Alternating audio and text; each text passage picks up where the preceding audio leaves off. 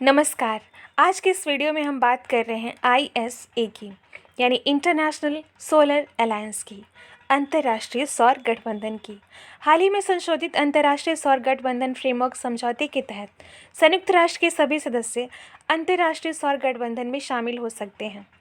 ISA के framework समझौते द्वारा अनिवार्य किए गए सदस्य देशों की अपेक्षित संख्या से स्वीकृति मिलने के बाद यह संशोधन 15 जुलाई 2020 से लागू हो गया है।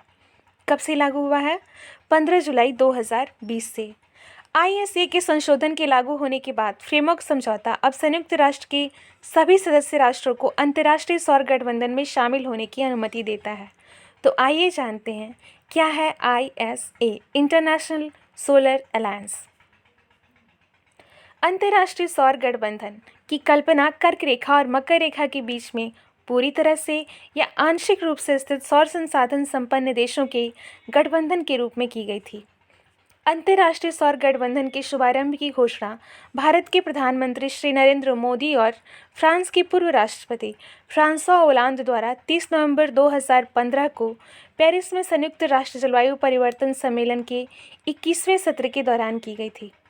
इसका उद्देश्य इन देशों की विशेष ऊर्जा ज़रूरतों को पूरा करने के लिए वैकल्पिक ऊर्जा के साधन के रूप में सौर ऊर्जा के उपयोग को आगे बढ़ाना है।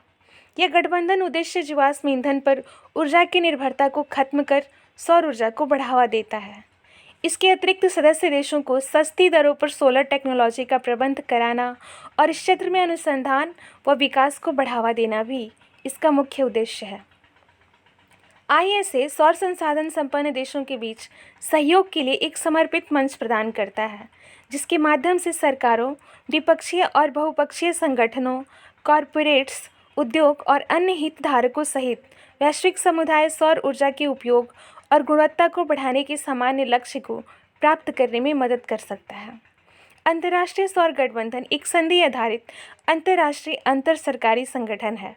वर्तमान में 122 देश इसके सदस्य हैं और 87 देशों ने ISA के फ्रेमवर्क समझौते पर हस्ताक्षर किए हैं, जिसमें से 67 ने अनुसमर्थन पत्र भी जमा कर दिए हैं। इसका मुख्यालय हरियाणा के गुरुग्राम में है।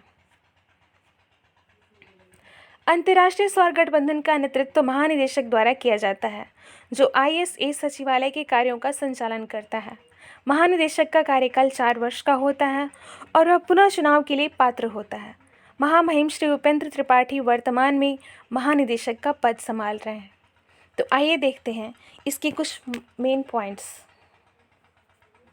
देखिए, सबसे पहला है वर्तमान में 122 देश इसके सदस्य हैं।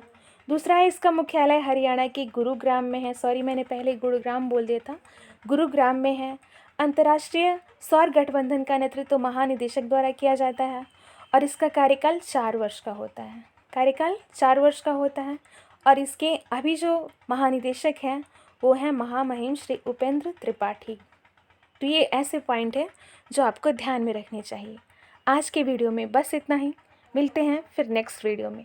Thanks for watching.